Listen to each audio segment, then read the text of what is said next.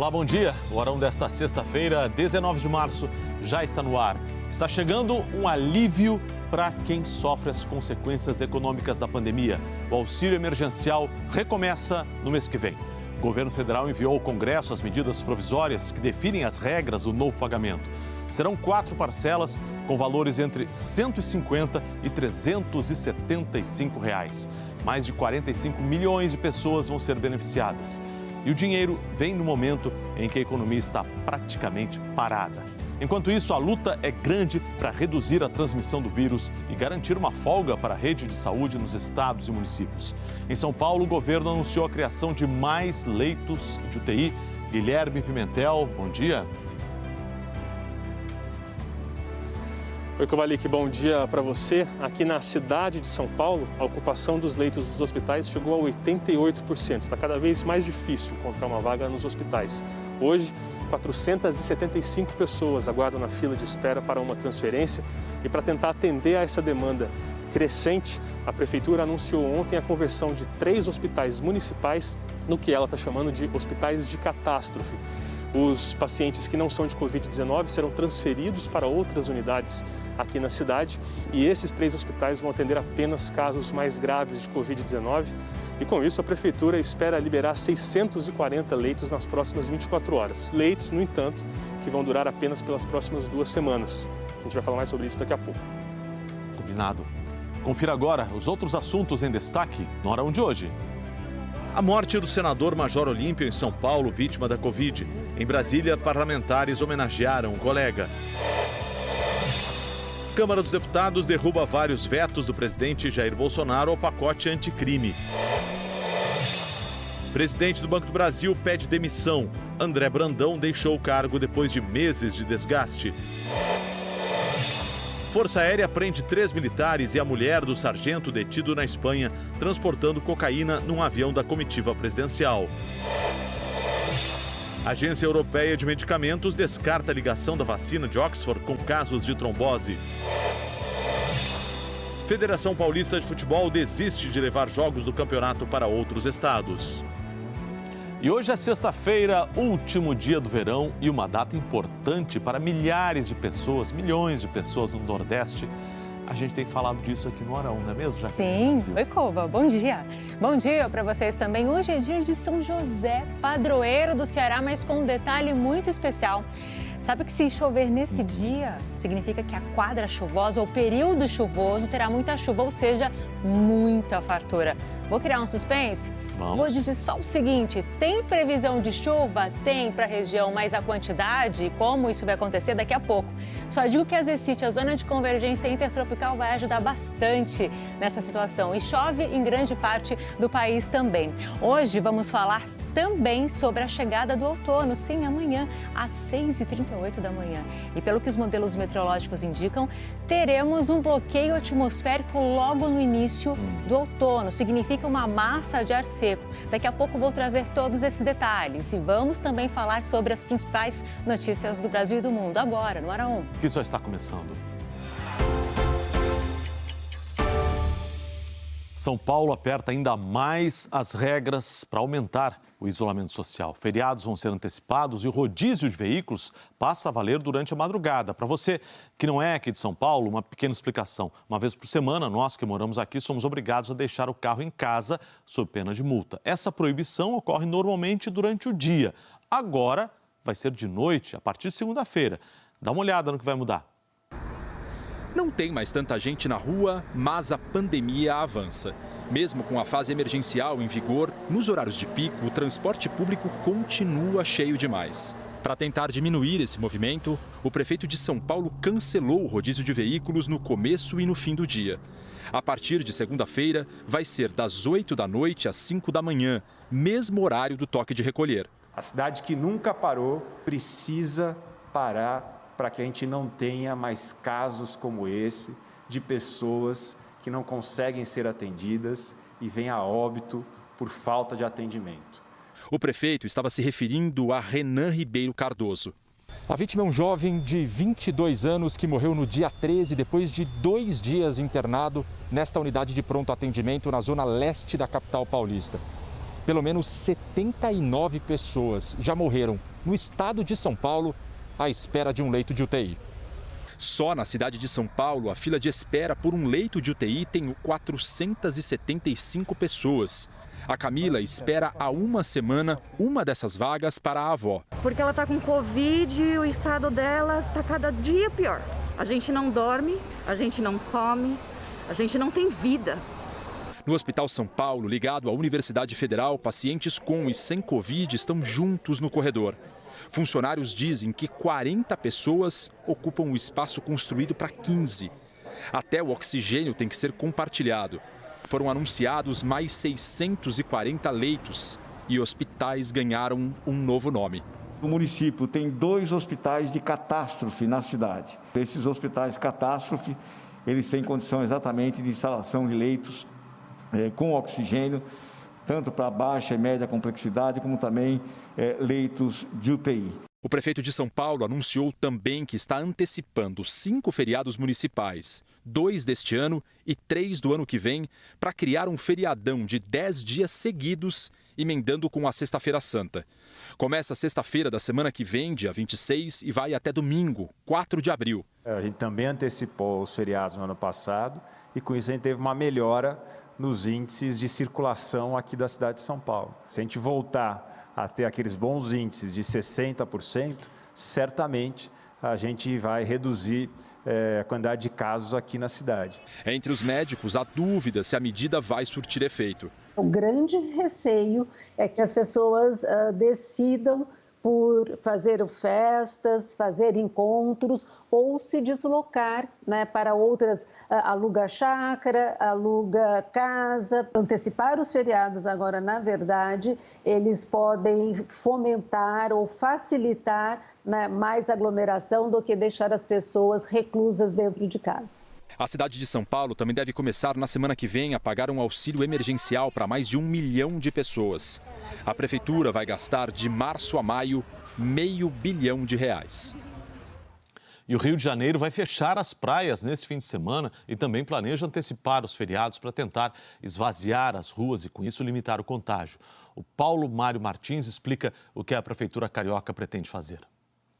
A informação foi dada pelo prefeito do Rio, Eduardo Paes, do Democratas. Essa antecipação deve ser apenas para os feriados de abril. Vamos ver o que ele falou. O mês de abril é um mês muito ruim para a atividade econômica, algumas atividades econômicas, porque é um mês com muito feriado, né? Então eu estou discutindo a possibilidade, inclusive, da antecipação desses feriados já para os próximos 10, 15 dias aí, para que a gente possa ter um momento de interrupção da passagem da transmissão do vírus. Eduardo Paes não informou para quando exatamente os feriados seriam transferidos. E quais são esses feriados? Bom, a prefeitura também anunciou algumas outras medidas restritivas, como, por exemplo, o fechamento de praias e áreas de lazer nesse fim de semana.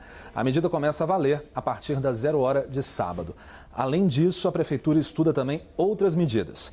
Criação de barreiras sanitárias, proibição de entrada de turistas e até mesmo um lockdown, um fechamento completo da cidade. Essas possibilidades vão ser discutidas com um comitê científico da prefeitura que só vai se reunir na segunda-feira. A gente conversou com um dos integrantes desse comitê, o infectologista Alberto Chebabo. Ele disse que possivelmente a gente está entrando numa terceira onda da epidemia aqui no Rio. E adiantou que, por isso, ele é a favor de medidas mais rígidas. A gente teve o primeiro pico acontecendo no 2020, né, em abril, maio de 2020. Um segundo aumento importante em novembro e dezembro também de 2020. E agora, a partir de março, a gente vê de novo um aumento. É possível que a gente esteja entrando, sim, numa terceira onda. Se essa subida se mantiver na velocidade que ela tem se apresentado, inclusive pensar realmente em estruturar uma restrição muito maior, né, com lockdown mesmo da cidade. A taxa de ocupação de leitos na rede SUS da capital ficou a semana toda acima de 91%. E nessa quinta-feira já passou para 94%. 637 pacientes com sintomas de Covid estão internados em leitos de UTI de hospitais públicos da cidade. Um recorde. É o maior número de internações desse tipo desde o início da pandemia. E nos últimos 3 dias, mais de 1.000 pessoas perderam a vida para a Covid no Rio Grande do Sul. 1.000 pessoas em 3 dias. A fila por uma vaga continua grande, agora há risco de faltar medicamentos. Para mostrar um pouco desse drama, vamos a Porto Alegre conversar com Alfredo Pereira. Bom dia, Alfredo. Bom dia, Kovalik, e a todos os que nos acompanham. Já são várias semanas com um alto número de mortes. Nos últimos 3 dias, mais de 1.000 óbitos. E nas últimas 24 horas, 298 mortes causadas pela Covid-19. Com isso, o estado já ultrapassa a marca dos 16 mil óbitos causados por essa doença. A rede de UTIs está em colapso e a taxa de ocupação chegou, na verdade, a 110% em todo o estado. Além disso, a outra preocupação aqui nos hospitais gaúchos é com relação à falta de medicamentos que são necessários para pacientes que estão em estado grave e entubados. Por exemplo, medicamentos anestésicos e bloqueadores neuromusculares para aliviar a dor. Teve diretor de hospital, por exemplo, daqui do Divina Providência, que disse que um anestésico, o estoque dele, que é necessário para essa intubação, só tem para 3 a 4 dias. Além disso, a demanda é muito alta em todo o país. Com isso, os preços também estão altíssimos. A diretora de um hospital daqui disse que uma ampola que custava R$ 2,50, hoje só se consegue acima dos R$ 20. Este é o pior momento da pandemia aqui em todo o Rio Grande do Sul desde o seu início.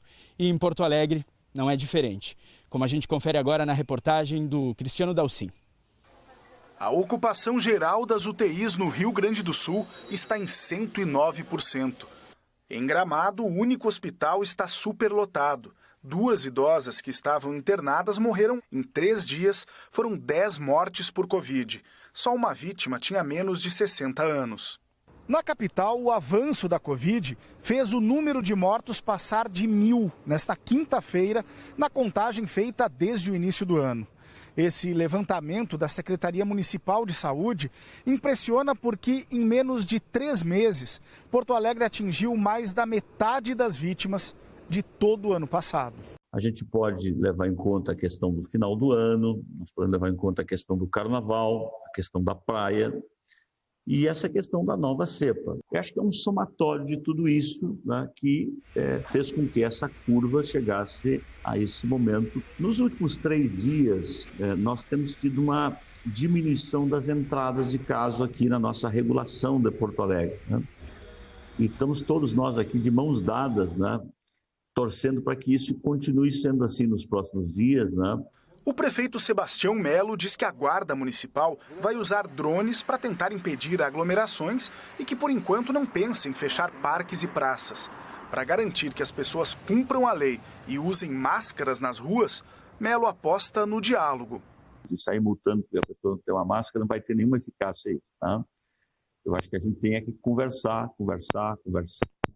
e tentar conscientizar, né, nessa conversação pacífica, até um pouco, deixar um pouco meio constrangida a pessoa de que ela vive em comunidade. A taxa de ocupação nas UTIs de Porto Alegre permanece acima da capacidade, está em 114%. Para tentar melhorar o atendimento, o Hospital Conceição abriu mais 55 leitos de retaguarda. Os pacientes vão ficar na enfermaria. As unidades de pronto atendimento também continuam superlotadas. A ocupação deve diminuir com o primeiro hospital de campanha da cidade, que começa a funcionar às 7h30 da manhã. Serão 8 leitos de UTI e outros 12 de enfermaria. Começa hoje aqui em Porto Alegre a vacinação dos idosos com 74 anos. Na última quarta-feira, o Rio Grande do Sul recebeu 318 mil doses da Coronavac. Até o momento, segundo o vacinômetro da Secretaria Estadual de Saúde, 676 mil pessoas receberam a primeira dose da vacina. Isso representa aproximadamente 6% da população. Kovalik, eu volto com você. Obrigado pelas informações. Estou impressionado com a história do drone que vai ser usado aí em Porto Alegre. Eu sei que todos os números são dramáticos, falta de medicamentos é dramática, mas até drone vai ser usado para evitar aglomeração. É uma coisa que impressiona, né? E essa questão dos medicamentos também, isso é muito, muito, muito grave. Obrigado. Já que chegando, vamos começar a falar de chuva, porque hoje, dia de São José. Sim. Né? O pessoal do Nordeste quer saber, vai ter chuva ou não vai ter chuva? Mas a gente começa aqui em São Paulo, porque choveu bastante. Ontem caiu cada raio. Pois é. Lembra que a gente falava sobre o risco de temporal aqui em São Paulo? Choveu em toda a cidade. A cidade de São Paulo ficou em estado de atenção numa parte à tarde, mas principalmente por volta das 6h30 em todas as regiões choveu. Nossa, e os raios? Eu acordei com os raios ontem, o que é raro, hein? Eu deito, durmo que tem uma pedra. Agora, os raios ontem parecia que a cidade estava sendo bombardeada. Pois é, mas tinha a ver com a passagem da frente fria, por isso que choveu tanto. E hoje, mais uma vez, há a chance de chover forte, o risco de temporal em toda a faixa leste de São Paulo, não só aqui na capital, mas em todo o litoral também. Essa é a mesma condição para Mato Grosso, todo o norte, parte do Nordeste, Maranhão e Piauí. Em quase todo o Nordeste, hoje tem previsão de chuva. Boa notícia, ainda mais se a chuva cair no lugar certo, na quantidade certa. Daqui a pouco a gente vai falar sobre isso, porque hoje é dia importante, dia de São José. Vamos trazer todos os detalhes no próximo bloco, bem interessante. Falando sobre chuva, onde choveu muito nas últimas 24 horas, Maués, Amazonas, outra cidade do Amazonas, Barreirinha, acima de 100 milímetros. Santarém, Pará, também acima de 100 milímetros e Rio Maria, Tocantins, com 92 milímetros. A gente está falando bastante de São Paulo porque a chuva registrada ontem, mais a prevista para hoje, não dá para descartar o risco de deslizamento e já inclui também o risco de alagamento. É uma situação que está no moderado, mas mesmo assim toda a atenção aí, tá? Temos imagens ao vivo aqui da capital paulista. Vamos ver como é que está agora? Algumas nuvens, hein? Nuvens baixas, não chove nesse momento. 20 graus agora, máxima de 27 graus. Ou seja, Cova, o verão aqui em São Paulo vai terminar com chuva e temperatura abaixo da média para o mês, que é ali em torno de 28, 29 graus. Daqui a pouco os detalhes também, como é que fechou o verão e o que esperar para o outono. O que está acontecendo aqui? Tem uma baixa pressão se formando no litoral de São Paulo, por isso essa previsão de chuva forte para cá. A frente fria de ontem está se afastando, mas manda ainda áreas de instabilidade, arrasta a umidade também, por isso pode chover, mas não tão forte assim no Rio. Isso vale para quem está em Minas Gerais e no Espírito Santo. A alta pressão de ontem, que mandava a umidade aqui para São Paulo, se afastou um pouquinho mais. Mas o que acontece, gente? Ainda tem aquela função de, por enquanto, bloquear a entrada de frentes frias. Por isso que no Rio Grande do Sul, Santa Catarina e um pedacinho do Paraná, o tempo está firme. Quer ver só? Vamos para Santa Rosa. Santa Rosa, Rio Grande do Sul. A máxima prevista para hoje lá, Cova, mais de 30 graus, ali perto de 35 graus. Já está começando com 19. 19. Amplitude térmica muito alta, inclusive aí para você que está em Santa Rosa. Voltando para o nosso mapa, outro pedaço onde o tempo fica firme, no interior do Nordeste, do Rio Grande do Norte até a Bahia. No restante do Nordeste, Maranhão e Piauí, chuva mais forte. Nas outras áreas, chuva que vem em forma isolada. Barreiras, por exemplo, no oeste da Bahia, vai ter essa condição. Tá lá a nossa rotatória com um pouquinho ainda de... faltando grama ali. Não, mas tá melhor, hein? Andou chovendo por lá. Cresceu o grão, melhorou. A grama melhorou. Tô sendo muito rigorosa, ok. Andou chovendo por lá, pelo jeito. Vai chover hoje, inclusive. É? Vai chover. Máxima de 32 graus. Em todo o norte, o risco de temporal, tá? Lá em cima, em Roraima, o tempo fica firme. Mínimas de hoje, 19 em Porto Alegre, 20 aqui em São Paulo, também em Goiânia e em Campo Grande, 24 em Cuiabá, também em São Luís, em Natal e em Salvador. Dá tempo de falar das máximas. 28 em Porto Alegre, 24 em Curitiba, deu uma baixada na temperatura, 32 no Rio, também em Vitória. Olha só em Cuiabá, 29, como caiu. 34 em Boa Vista e 30 em Salvador. No nosso próximo bloco, vamos falar sobre chuva, verão acabando, outono chegando amanhã. E aí, o que esperar daqui a pouco? Fique ligado, hein? A Polícia Federal prendeu um dos líderes de uma facção criminosa de São Paulo que agia no Rio de Janeiro.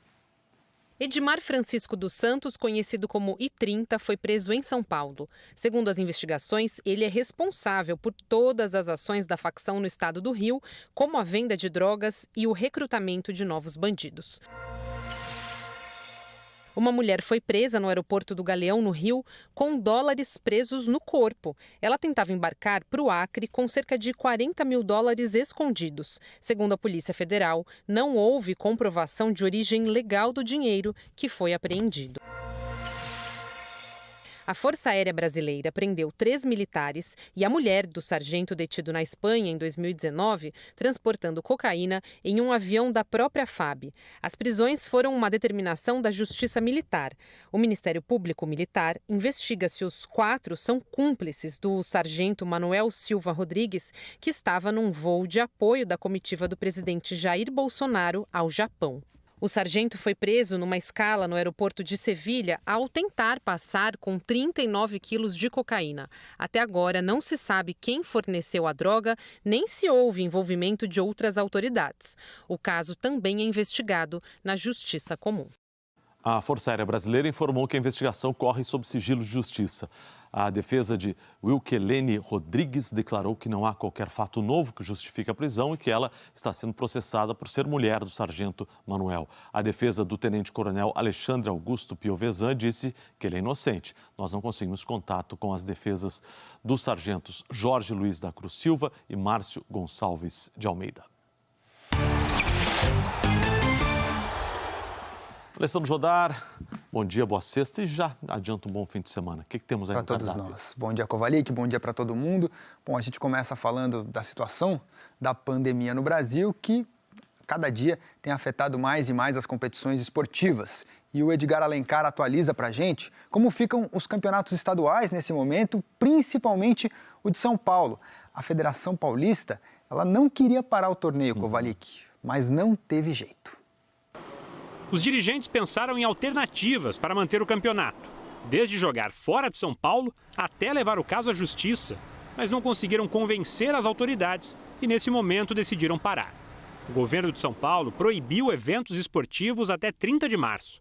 Nós não alcançamos o nosso objetivo, mas nós temos que continuar dialogando com o governo daqui, com o governo de outros estados. Nós marcamos uma nova reunião para segunda-feira, para analisar os pontos de logística, outro estado e judicializar.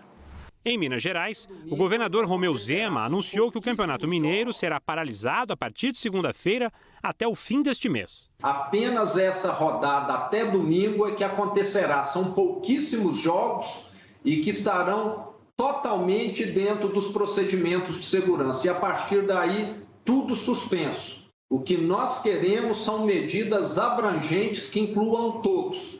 Não queremos nenhum setor tendo tratamento diferenciado. Agora são 9 os campeonatos estaduais já paralisados ou com a paralisação anunciada. 12 competições já começaram e seguem com seus calendários inalterados. E ainda há o caso do Paraná, que tem eventos esportivos proibidos na capital, mas jogos permitidos em algumas cidades. A Copa do Brasil e a Copa do Nordeste seguem em disputa. Como disse o Edgar Alencar, a Copa do Brasil segue sendo disputada, então vamos ver gols dos jogos de ontem. A gente começa pelo Vasco, que enfrentou a Caldense em Poços de Caldas e sofreu para conseguir se classificar. Você vai ver aí o gol do Marquinhos Gabriel, uma cobrança de falta. Passou no meio da barreira ali? Que você verá pelo outro ângulo que teve desvio. Olha lá, um gol de barriga. Que coisa, hein? Desviou no David Lazzarini. Agora tem um empate da Caldense com o Bruno Oliveira. A Caldense foi melhor no segundo tempo, pressionou o Vasco. Mas no fim das contas, o Vasco passou de fase e enfrenta a Tombense. Tombense na próxima fase. Mirassol e Bragantino. Opa! Ih, deixou escapar essa bola aí. O preço vai por isso... depois, né?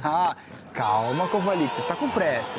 Gol do Arthur, vai vendo, tem bastante gol aí nesse 3-2 de Bragantino e Mirassol. Do Arthur foi só o primeiro.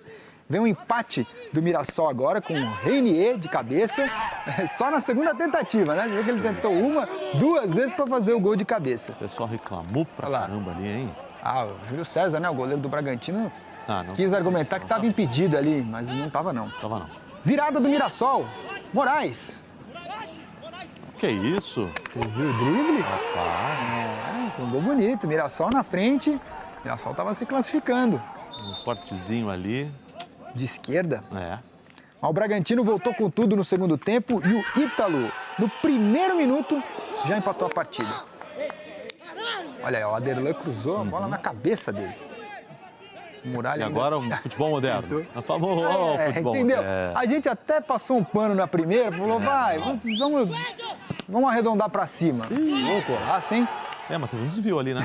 Pra completar, né? Eu ia falar, olha lá, no replay teve um desvio sim, mas tá aí, na próxima fase o Bragantino vai enfrentar o Luverdense do Mato Grosso. O gol aí foi do Coelho, desviou no Neto Moura.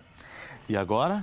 Gente, 13 América Mineiro. Olha lá, o América Mineiro no último minuto, ó, todo mundo ali do 13 na área para tentar o gol, mas a bola sobrou pro Diego Ferreira depois da cobrança lá. Até o goleiro tava lá, rapaz. E não tinha goleiro, Cova. Pois é, gente. E o Seguro morreu de velho, hein? Ele correu até quase entrar dentro do gol. Imagina se erra, não pode, Alguém vai buscar o Diego lá. Eu faria a mesma coisa, eu pararia ele na linha, não entraria, né? Aquela famosa humildade em gol, mas eu pararia ele na linha para ter certeza. Alguém vai buscar o Diego lá, deve estar correndo até agora para fora do estádio, já pensou? Mas é isso, gente. O América, então, agora aguarda a decisão da vaga entre Porto Velho e Ferroviário. Um jogo que iria acontecer ontem, mas foi adiado. Cova. Isso. Por enquanto é isso, depois eu volto com os gols da Europa. Combinado? Combinado. E você vai ver depois do intervalo, aqui no Arão, a morte do senador Major Olímpio. Ele é o terceiro senador vítima da Covid-19. A OCDE, Organização para a Cooperação e Desenvolvimento Econômico, criou um grupo para monitorar o combate à corrupção no Brasil.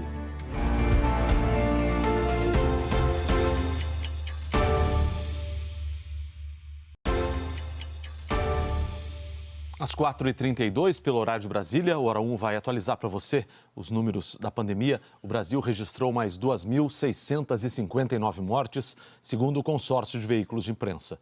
Com isso, o total de óbitos passou de 287 mil. A média móvel diária de mortes nos últimos 7 dias ficou em 2.096, alta de 47% na comparação com 14 dias atrás. Os contaminados pelo novo coronavírus se aproximam dos 11 milhões e 800 mil.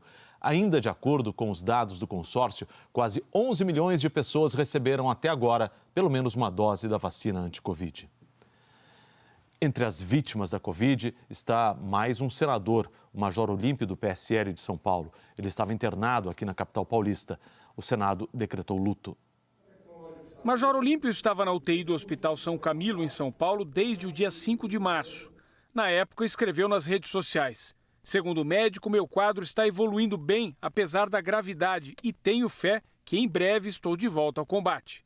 Do hospital, chegou a participar de uma sessão do Senado. Sérgio Olímpio Gomes nasceu em Presidente Venceslau, interior de São Paulo. Em 1978, entrou na Polícia Militar, onde trabalhou durante 29 anos.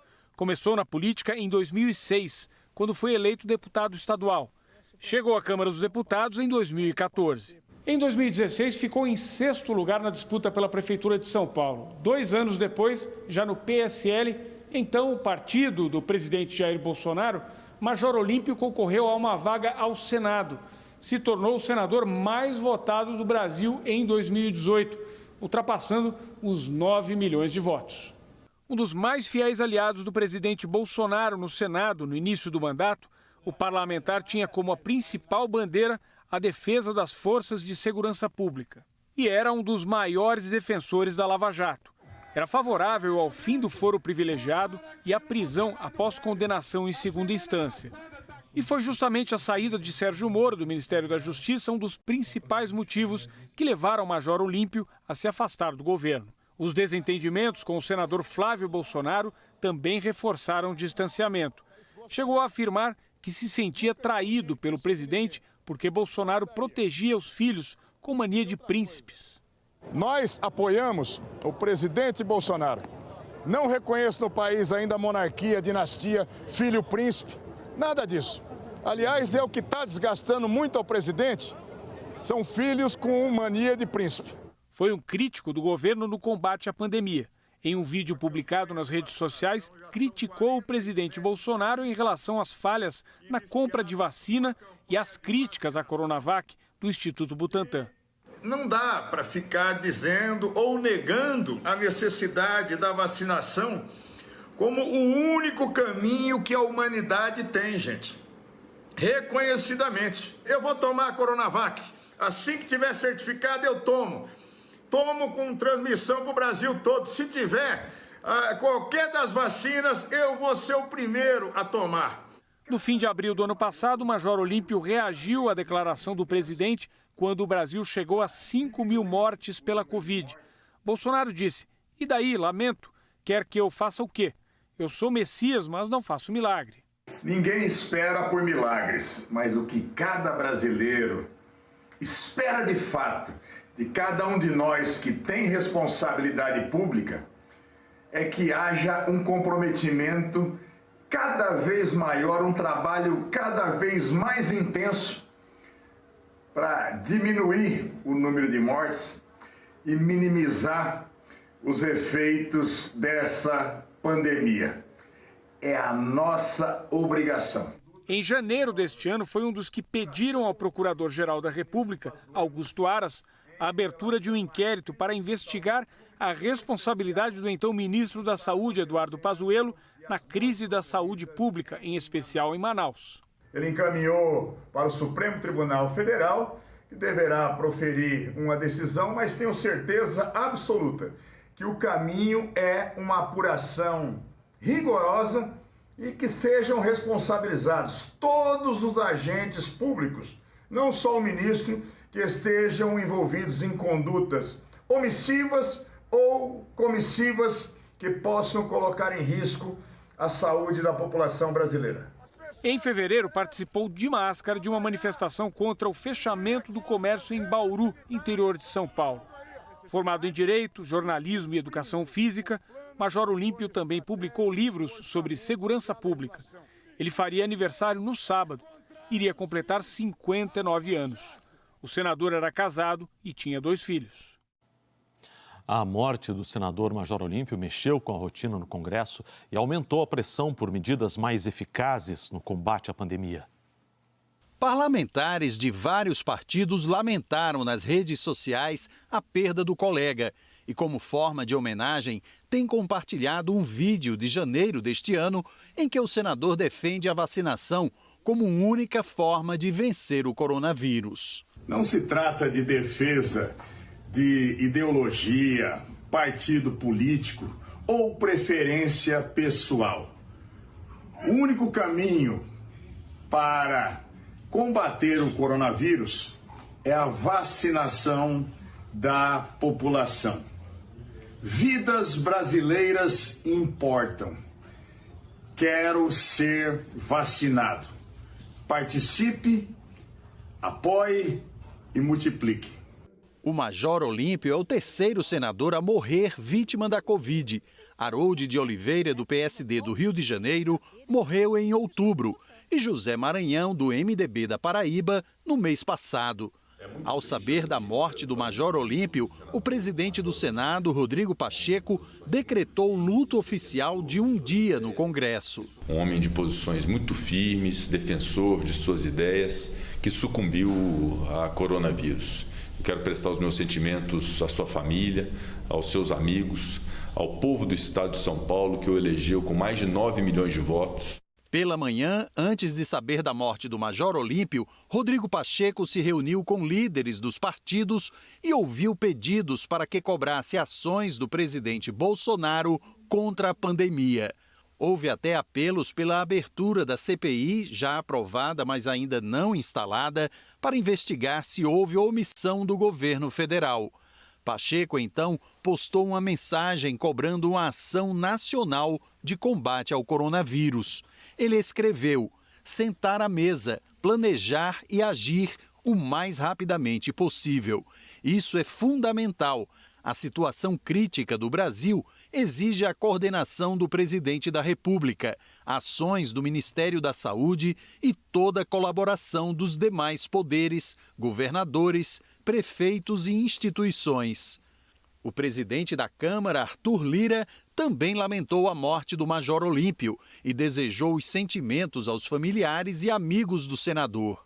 Depois, fez movimento semelhante ao de Pacheco. Participou de uma videoconferência com o ministro do Supremo, Gilmar Mendes. Falou em medidas para facilitar a compra de vacinas e classificou a situação como um vexame internacional. Todas as legislações que facilitem, como agora um projeto apresentado pelo presidente do Congresso Nacional, aprovado na Câmara, aprovado no Senado, que facilita a compra da vacina por entes que não sejam só o Executivo Central, por estados, por municípios, por entidades privadas, para aumentar as filas de vacinação no Brasil. Não há outras medidas hoje, Rodrigo, que não sejam facilitar com legislação com ações o aumento de leitos e o aumento de vacinas.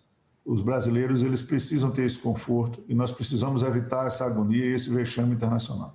Durante a sessão do Supremo Tribunal Federal, o presidente da Corte, ministro Luiz Fux, também falou sobre a perda do senador Major Olímpio. Foi um parlamentar combativo em relação aos valores morais e institucionais do Estado de Direito e da legalidade democrática.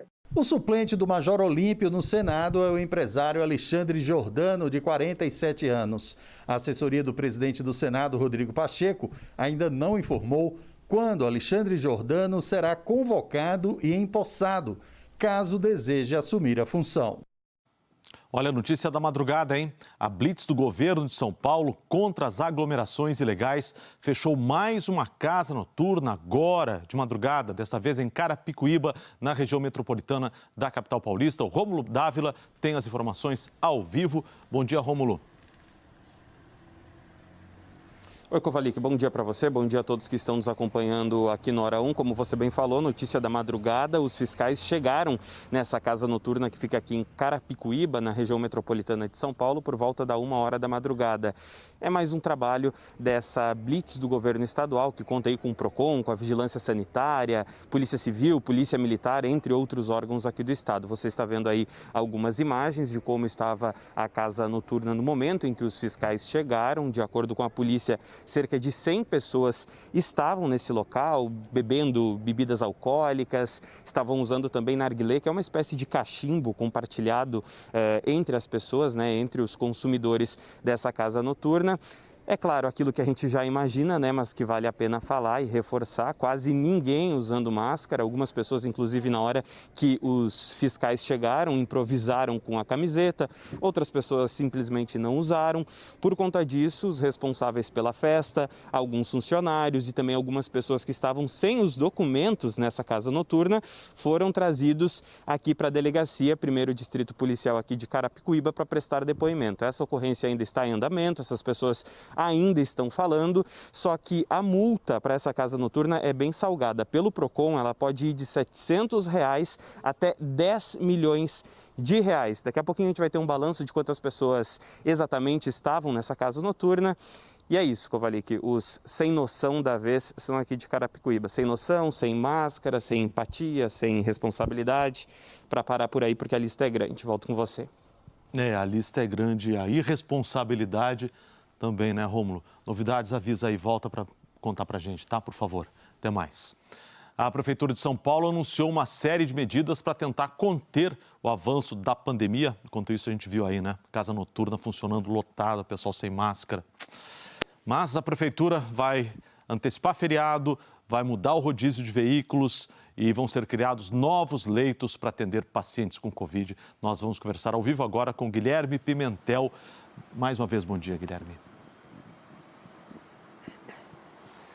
Bom dia, Kovalik. Estava aqui ouvindo o Rômulo falando, essas pessoas que estavam na festa têm uma parte da responsabilidade pelas informações que a gente vai falar aqui agora.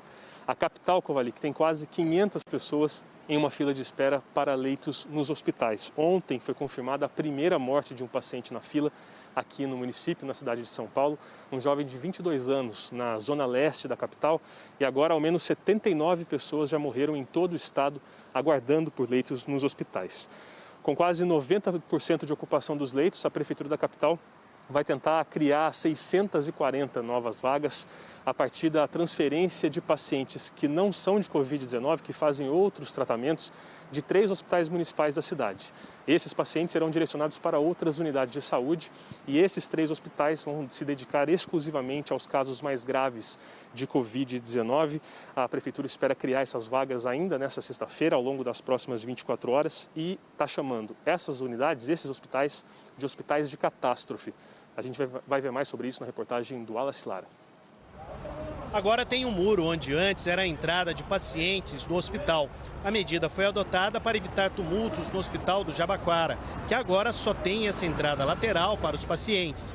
E esse é um dos hospitais que vão transferir todos os pacientes que não têm Covid. O Hospital Arthur Saboia, aqui no Jabaquara, é uma referência para casos de catástrofes ou acidentes. Desde janeiro, ele vem passando por algumas readequações por causa da Covid.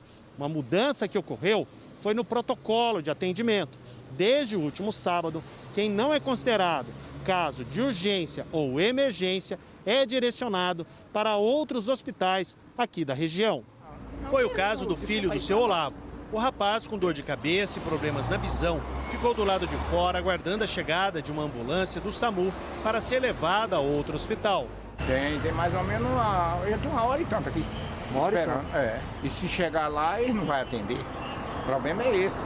Heraldo quebrou o dedo ao consertar o telhado da casa da filha. Ele ainda conseguiu ser atendido.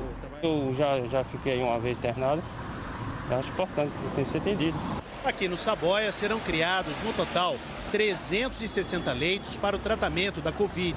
Só de UTIs são 100 vagas. Atualmente, tem 33 pacientes em leitos Covid de internação, 27 em leitos de UTI. O Hospital Municipal Valdomiro de Paula, em Itaquera, também haverá transferência de quem hoje está internado com outras doenças. Isso para abrir 180 leitos de Covid, sendo 130 de UTI. O terceiro hospital municipal que vai servir só para o tratamento da Covid é o vereador José Storopoli, na Vila Maria, zona norte da capital. A prefeitura deu um nome para essa nova rede: Hospitais Catástrofes. Esses hospitais catástrofe, eles têm condição exatamente de instalação de leitos com oxigênio, tanto para baixa e média complexidade, como também leitos de UTI. A capital chegou aos 88% de ocupação de leitos e praticamente não há mais vagas. Segundo a prefeitura, 475 pessoas aguardavam uma vaga na fila de espera. Seu Jeremias, de 60 anos, está numa UPA em Pedreira, esperando um leito. O que o médico reforça é que ele não tem condições de vir embora para casa, que ele precisa de um leito hospitalar, que ele precisa estar acompanhado, que ele precisa de oxigênio contínuo. A rede de hospitais catástrofes deve diminuir, mas não evitar novas mortes na fila. As vagas abertas só devem durar 2 semanas. Nos leitos que tem aqui no município, estão se tornando insuficientes em função da gravidade do momento, da transmissibilidade da doença, da pressão das internações, né? Para que a gente possa resistir nesses próximos 15 dias, conseguir atender, como sempre fizemos aqui na cidade, atender todos aqueles que precisaram de tratamento. Kovalik, a gente viu aí no fim da matéria do Wallace a história do seu Jeremias. Ele conseguiu uma vaga ontem no Hospital da Brasilândia, na zona norte daqui da capital. Ele já deixou a unidade de pronto atendimento onde ele estava. Além da criação desses novos leitos, a Prefeitura anunciou mais medidas ontem para tentar conter o avanço da pandemia. A Prefeitura vai antecipar 5 feriados, vai criar um recesso de 10 dias seguidos, começando na próxima sexta-feira, dia 26, que vai até o dia 4 de abril, no outro domingo. E, além disso, a Prefeitura alterou o horário do rodízio de veículos para tentar conter a circulação de pessoas durante a noite, enquanto vigora o toque de recolher. O rodízio, agora, a partir da semana que vem, vai valer das 8 horas da noite até as 5 horas da manhã. Kovalik. Tá certo, obrigado pelas informações, Guilherme. E só gostaria de ressaltar que você fez uma correlação que é extremamente importante entre as duas últimas reportagens que a gente mostrou. Primeiro, as pessoas se aglomerando lá na boate, sem a menor responsabilidade. A gente viu que a boate estava cheia. Do outro, quem paga são as pessoas doentes, as pessoas que precisam trabalhar e que não vão poder trabalhar, né? existe uma correlação sobre isso. E realmente essas pessoas que não têm responsabilidade acabam provocando o que nós vimos na reportagem do Wallace agora há pouco e que você mostrou tão bem. Muito obrigado pelas suas informações. Minas Gerais superou a marca de 1 milhão de infectados pelo novo coronavírus. A explosão no número de casos só piora a busca por vagas nos hospitais. Isso tem reflexos em toda a rede de saúde. Nós vamos a Belo Horizonte conversar com Lucas Franco. Bom dia, Lucas. Oi, Kovalik, bom dia para você, bom dia a todos que acompanham o Hora 1. São números preocupantes e que mostram a gravidade da pandemia aqui em Minas Gerais. São números que também influenciam na vida das pessoas, porque mais gente infectada, a procura por leitos e por atendimento na rede de saúde só aumenta. De acordo com a Secretaria Estadual de Saúde, em 24 horas foram 274 novas mortes aqui em Minas. Com isso, mais de 21 mil pessoas perderam a vida por causa do coronavírus aqui no estado. E Minas também registrou um novo recorde de casos da doença. Foram 11.372 em apenas um único dia.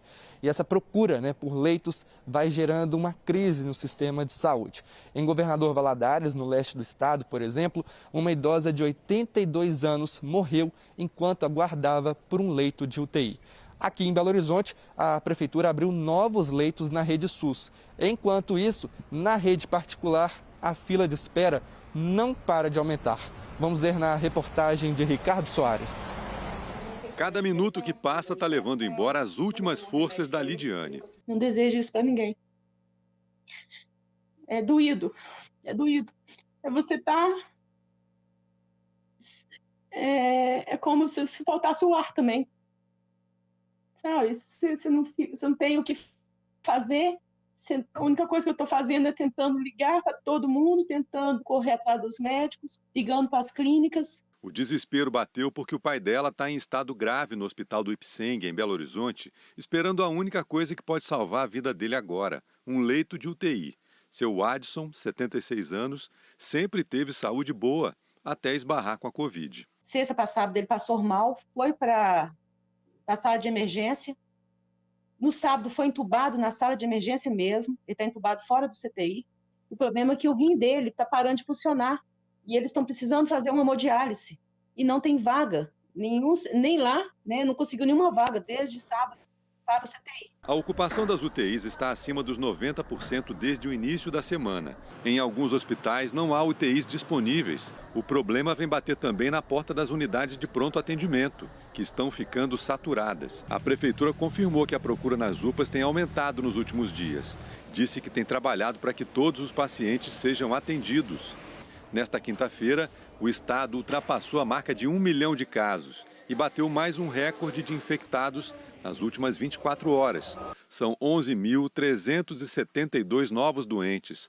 Ao todo, 21.303 pessoas já morreram por causa do coronavírus. Cada vida importa e a gente precisa se conscientizar disso. A gente precisa que a população entenda que é necessário ter cuidado, que é necessário se cuidar, manter distanciamento, utilizar máscara, higienizar a mão, para que a gente junto possa sair dessa situação tão triste que a gente se encontra. Sobre o caso do Adson Pereira, nós procuramos o hospital Ipseng para saber, porque ele ainda aguarda por um leito de UTI. Segundo a instituição, ele está sendo assistido por especialistas e recebendo todos os atendimentos necessários neste momento.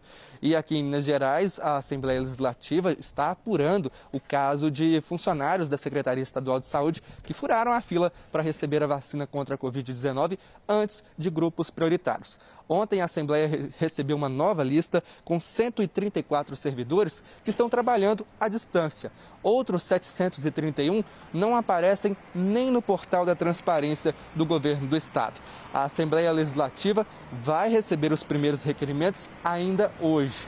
Nós procuramos o governo de Minas para saber sobre esses funcionários que estão trabalhando à distância e aqueles que não aparecem no portal da transparência, mas ainda não tivemos nenhum retorno. Kovalik. Obrigado, hein? Quer dizer que não está nem no portal ali? Quer dizer, a dúvida, às vezes, se eu entendi bem, a dúvida é se eles são mesmo funcionários, é isso? Pois é, Kovalik, 731 pessoas que sequer constam no portal da transparência aqui do governo do estado. Aí é isso que a Assembleia vai investigar, para saber quem que são essas pessoas. É o vacinado fantasma, é isso. Que coisa, hein? Brincadeira. Obrigado. Jaqueline Brasil chegando aqui, o outono começa amanhã. Pois e é, aí, o que verão indo embora, o que esperar, né? Primeiro, só dar uma pincelada nesse verão, que ele foi um pouco diferente mesmo. Lembra que você comentava até nas últimas semanas, não fez tanto calor aqui em São Paulo, realmente a temperatura ficou abaixo do que normalmente a gente observava. Foi isso mesmo, esse verão ele foi um pouco diferente. Inclusive, para quem está no sul, choveu menos no sul do que o normal. Vamos direto para a nossa câmera ao vivo de Pelotas, direto para o sul gaúcho. Hoje, máxima de 25 graus, não chove hoje, o tempo fica firme e choveu tão pouco em todo o sul, como já vem acontecendo há algum tempo, que no Rio Grande do Sul ainda há um problema gravíssimo com estiagem. 116 cidades decretaram situação de emergência por causa da seca. E o outono vai trazer pouca chuva para o sul mais uma vez, então a situação não é nada boa, não. Em relação à temperatura, não fez tanto calor no centro-sul, por exemplo, aqui no sudeste. Só para a gente ter uma ideia, no Rio de Janeiro, a temperatura passou dos 40 graus só em janeiro. Nos outros meses do verão, a temperatura subiu um pouco mais, mas aquela história do Rio, 40 graus, não aconteceu isso, não. Esse verão foi até aqui em São Paulo mesmo. Por quê? A gente teve mais entrada de nebulosidade. E tudo por causa do efeito da laninha, sabia? Com a laninha, que já está perdendo força, as frentes frias não chegaram com tanta intensidade no país, então não trouxeram chuva para o sul e não conseguiram avançar aqui para o sudeste. Só que conforme elas passavam, mesmo em alto mar, traziam muita nebulosidade. E foi esse excesso de nuvens que fez com que a temperatura não subisse tanto. Agora, as baixas pressões se formaram no norte do sudeste. Lembra das ACAS, aquele corredor de umidade? Ficou mais direcionado para Minas Gerais. É o caso de Belo Horizonte com um detalhe. Se a gente acompanhar aqui, em dezembro choveu abaixo da média, em janeiro também, mas fevereiro compensou a falta de chuva dos outros meses. E digo mais, essa quantidade aqui de chuva em fevereiro, 429 milímetros, representa 1/3 do volume do ano todo em Belo Horizonte. Hoje teremos então chuva mais concentrada no centro-norte do país, com volumes altos no Acre, também Mato Grosso, assim como lá em cima no Pará. Chuva forte aqui em São Paulo também por causa dessa baixa pressão. A frente fria de ontem que trouxe chuva aqui para a gente já está indo embora. Tempo firme, como eu já falei, no sul e em parte do Nordeste. Para a gente entender esse acumulado de chuva hoje, em Belém, 50 milímetros com máxima de 28, Cuiabá, 30 milímetros com máxima de 29 e aqui em São Paulo também. Previsão de 30 milímetros e máxima de 27 graus. Eu falei de BH, vamos dar um pulinho em Belo Horizonte? Bora. Choveu muito em fevereiro, agora em março nem tanto. Olha o vento lá. Tá ventando. Tem previsão de chuva hoje, aí a qualquer hora. 22 graus, máxima de 30. Vai esquentar, mas realmente está ventando bastante. O que chama atenção, Cuiabá. Temos imagens ao vivo de Cuiabá. Cuiabá hoje, como a gente já viu, máxima de 29. Olha só como está o céu. Já está carrancudo. Não tá fazendo tanto calor por causa dessa nebulosidade. 23 graus agora, pode chover. E aí, quando entrar o outono, inverno, a gente vai falar bastante sempre sobre o centro-oeste por causa da temporada de seca e a situação das queimadas que a gente sempre fala aqui. Preocupante, né? Para a gente finalizar, Fortaleza hoje, Campo Grande, Belo Horizonte, como eu falei, Brasília e Curitiba, temperatura elevada com exceção de Curitiba e com a previsão de pancadas isoladas. No próximo bloco, finalmente, vamos falar sobre Dia de São José e o que esperar. Você que está no Nordeste, no próximo bloco, hein? Eu não posso esperar, hein? Fique ligado.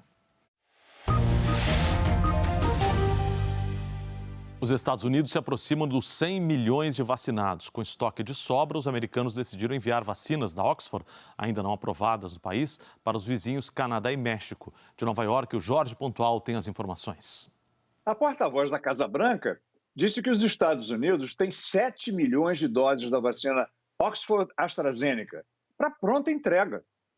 E que López Obrador do México e Justin Trudeau do Canadá ligaram para o Biden pedindo vacina. Vão 2,5 milhões de doses para o México e 1,5 milhão para o Canadá. É que vizinho tem prioridade. Biden tem vacina sobrando. A AstraZeneca produziu nos Estados Unidos 40 milhões de doses, mas ela ainda não teve a aprovação do FDA, a Anvisa daqui. Não é doação. México e Canadá prometem retribuir com o mesmo número de doses quando for possível. E a pergunta que não quer calar: para onde vão as outras 3 milhões de doses prontas? Sem falar em mais 33 milhões fabricadas. Vai ter muita gente ligando para o Biden. Nesta sexta-feira, Biden comemora 100 milhões de americanos vacinados em apenas 58 dias de governo. Em dezembro, já eleito, ele prometeu vacinar 100 milhões em seus primeiros 100 dias de governo. E cumpriu, em menos de 2 meses. Os Estados Unidos estão vacinando mais de 2 milhões por dia. A organização que reúne países ricos vai monitorar o combate à corrupção no Brasil. É uma medida inédita adotada pela OCDE, Organização para a Cooperação e Desenvolvimento Econômico, um grupo do qual o Brasil há muito tempo tenta fazer parte. A OCDE está enxergando sinais de retrocesso no combate à corrupção no Brasil. A criação de um grupo temporário para monitorar o assunto num país específico não é inédita, mas rara. A Organização para a Cooperação e Desenvolvimento Econômico disse numa nota à TV Globo em Londres que isso só aconteceu em 2005 e em 2009, para monitorar a situação num outro país do G20, cujo nome não foi revelado porque a medida não era pública. A criação de um novo grupo foi divulgada primeiro pela BBC Brasil. A reportagem da última segunda-feira fala que existem 2 motivações primordiais para a medida. A primeira teria sido a aprovação da Lei de Abuso de Autoridade, que criminaliza algumas condutas de juízes e procuradores. Segundo a reportagem, a OCDE avalia que a lei pode ser usada como elemento de intimidação contra investigadores que estejam cumprindo seu papel. A outra motivação, de acordo com a reportagem, teria relação direta com a família Bolsonaro. As decisões judiciais que até agora protegeram Flávio Bolsonaro na investigação de corrupção na Assembleia Legislativa do Rio, o caso das rachadinhas. A BBC Brasil, o presidente do Grupo de Trabalho Antissuborno da OCDE, Drago Kos, disse que essas ações prejudicam seriamente a capacidade do país de detectar e combater a corrupção de forma eficaz. Ele também citou o fim da força-tarefa da Lava Jato, que classificou como surpreendente. A OCDE fala que desde 2019 vinha divulgando alertas públicos ao governo brasileiro. Em nota, o Palácio do Planalto disse que desde aquele ano nunca houve por parte da OCDE qualquer manifestação oficial ao governo brasileiro sobre um suposto retrocesso do país no combate à corrupção. E que a criação do grupo para monitorar o tema da corrupção no país teve um endosso do Brasil. 37 países fazem parte hoje da Organização para a Cooperação e Desenvolvimento Econômico. O governo Bolsonaro já sinalizou várias vezes interesse em fazer parte do grupo. O governo brasileiro parabenizou em nota o australiano Matthias Cormann, novo secretário-geral da OCDE. O texto fala que o Brasil participa ativamente de múltiplas linhas de trabalho da organização, que espera iniciar o processo de entrada no grupo o mais rápido possível e que o novo secretário-geral pode contar com o país para apoiar os valores fundamentais da OCDE. Só corrigindo o que eu disse antes da reportagem, não é uma medida inédita, mas extremamente rara, como bem lembrou o Rodrigo. E a seguir você vai ver aqui no Hora 1. Como vai ser o auxílio emergencial? O governo definiu as regras. Vão ser 4 parcelas com valores entre R$ 150 e R$ 375. Falta de medicamentos para intubação de pacientes com Covid-19 aumenta a pressão sobre o Ministério da Saúde. O presidente do Banco do Brasil pede demissão.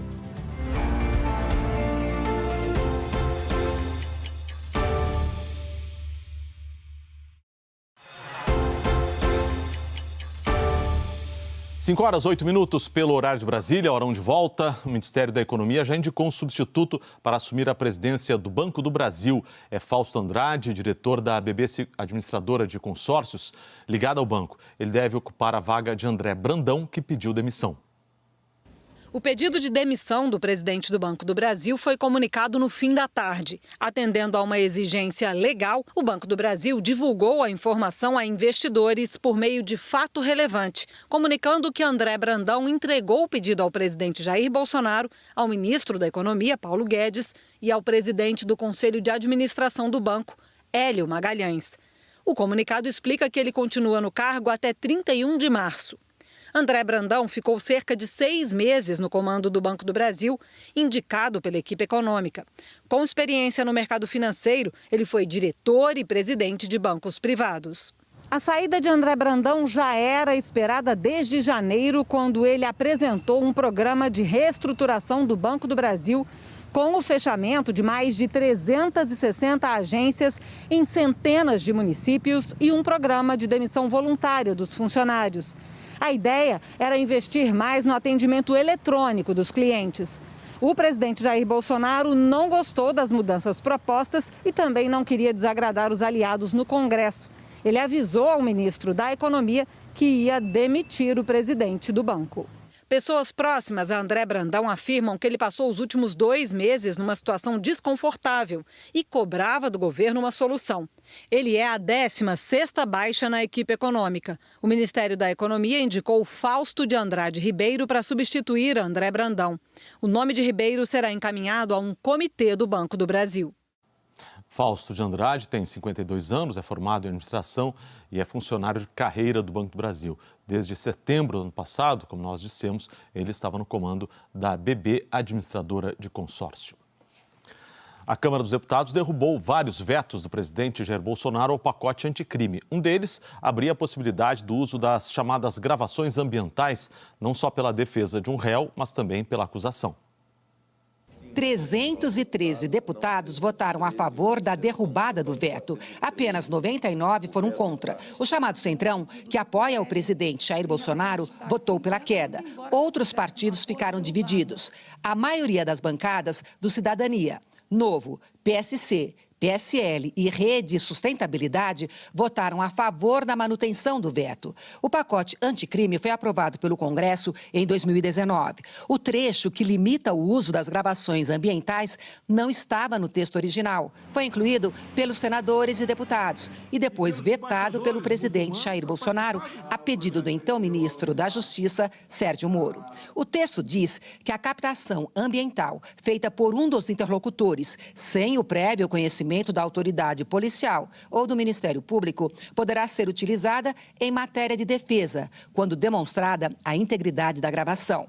Ao justificar o veto, o presidente alegou que a proposta do Legislativo, ao limitar o uso da prova obtida mediante a captação ambiental apenas pela defesa, contraria o interesse público, uma vez que uma prova não deve ser considerada lícita ou ilícita unicamente em razão da parte que beneficiará, sob pena de ofensa ao princípio da lealdade, da boa-fé objetiva e da cooperação entre os sujeitos processuais, além de se representar um retrocesso legislativo no combate ao crime. A presidência afirmou ainda que o texto aprovado no Congresso era contrário à jurisprudência do Supremo Tribunal Federal, que admite utilização como prova da infração criminal a captação ambiental feita por um dos interlocutores, sem o prévio conhecimento da autoridade policial ou do Ministério Público, quando demonstrada a integridade da gravação.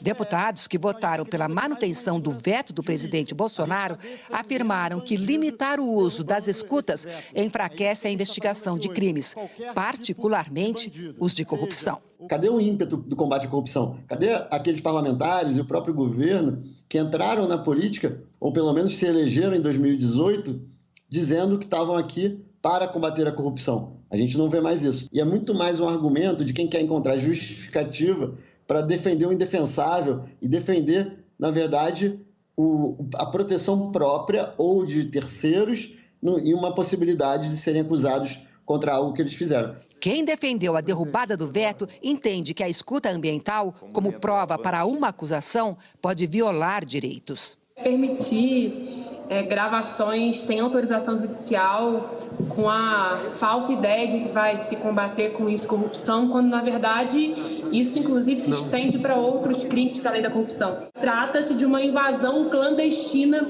da esfera individual. Gravações ambientais já serviram de base para a abertura de investigações de grande repercussão, algumas envolvendo políticos. Uma delas foi a gravação de uma reunião do então presidente da República, Michel Temer, com o empresário Joel Joesley Batista, da JBS. O empresário gravou a conversa sem autorização de Temer. Num trecho, Joesley Batista disse que estava bem com o ex-presidente da Câmara, Eduardo Cunha, para evitar que ele fizesse uma delação premiada. Michel Temer respondeu: tem que manter isso, viu? Em 2019, Temer foi absolvido da acusação de obstruir a justiça. O veto derrubado pelos deputados precisa agora ser votado no Senado. O presidente da Associação Nacional dos Delegados de Polícia Federal, Edivandir Paiva, diz que espera que os senadores mantenham o veto do presidente Bolsonaro. Limitar a forma de produzir a prova, as fontes de prova, não é salutar. Nós já tivemos limitação nas delações anônimas, tivemos limitações nas colaborações premiadas. Não é salutar limitar também a escuta ambiental, a escuta entre dois interlocutores. Espero que a Câmara, o Congresso Nacional, reflita bem sobre se há mesmo necessidade de limitar as medidas de investigação e de esclarecimento dos fatos criminosos. O presidente Jair Bolsonaro assinou um pacote de medidas provisórias que estabelece os valores e as regras para a nova rodada do auxílio emergencial. Serão 4 parcelas que começam a ser pagas a partir de abril. Uma mudança importante nessa rodada de pagamento do auxílio é que o benefício vai ser pago para apenas uma pessoa por família. No ano passado, o limite eram 2 pessoas da mesma família. E tem uma regra nova. Quem mora sozinho vai receber um valor menor, de R$ 150. Já as mulheres chefes de família terão direito a R$ 375. O calendário detalhado de pagamentos ainda não está disponível. Quem está cadastrado no Bolsa Família vai receber de acordo com o calendário do programa e ficará com o valor que for mais vantajoso. Assim como na primeira rodada, não tem direito a receber empregados com carteira assinada ou menores de 18 anos, exceto mães adolescentes. Famílias com renda acima de meio salário mínimo por integrante e renda mensal total acima de 3 salários mínimos. Beneficiários de outros programas do governo federal, exceto abono salarial e Bolsa Família. Quem recebeu em 2019 rendimentos tributáveis acima de R$ 28 mil. Na nova rodada tem mais proibições. Também não terá direito quem fizer residência médica ou em outras áreas da saúde, beneficiários de bolsas de estudo, estagiário, agente público, preso em regime fechado ou beneficiário de auxílio reclusão. Quem teve o auxílio de 2020 cancelado também não poderá receber. O auxílio não será pago para quem não movimentou os valores do auxílio recebidos na poupança digital na rodada de pagamentos do ano passado. O custo do auxílio é de 43 bilhões de reais. E, segundo o governo, a ajuda será paga para 45 milhões e 600 mil pessoas.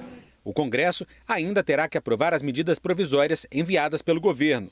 Há uma expectativa também de que o governo publique nos próximos dias medidas para a manutenção dos empregos, como a suspensão de contratos e redução de jornadas e salários.